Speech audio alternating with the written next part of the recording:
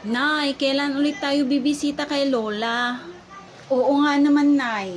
Kailan ba tayo bibisita kay Lola? Namiss na namin siya eh. Doon nga muna kayo sa kwarto nyo. Huwag nyo muna akong kinakausap at mainit ang ulo ko. Ba't po mainit ang ulo nyo, Nay? Nyara anak, dalhin mo nga si Bunso sa kwarto nyo. Patulugon mo siya, ha? Bunso, halika na, matulog ka na.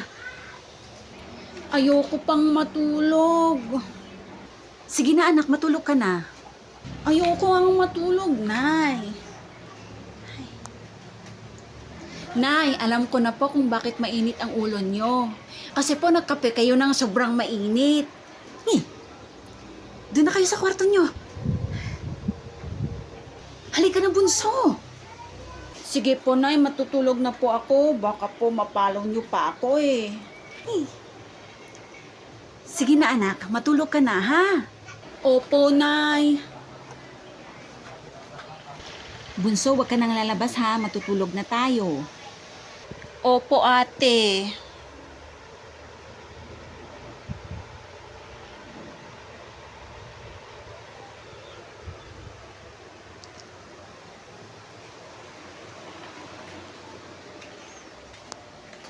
Nay, alam ko na po kung bakit mainit ang ulo nyo.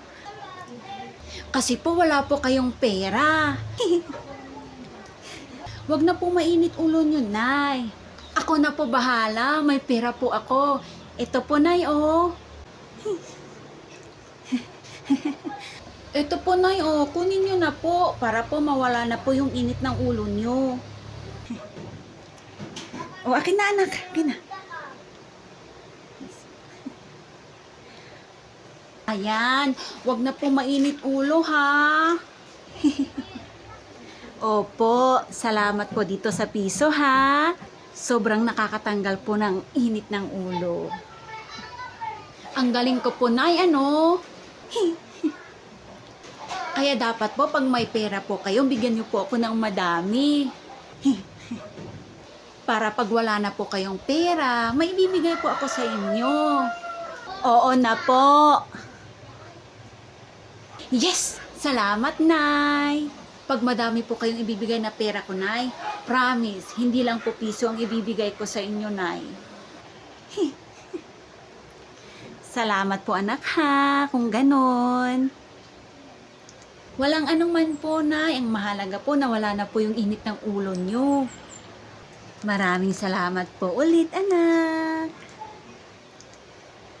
Sige na, anak, matulog ka na, ha. Huwag ka nang lalabas ha at kukulitin ako dito. Baka lalong uminit ang ulo ko. Matutulog na po ako, Nay. Very good, anak. O sige na, matulog ka na, anak.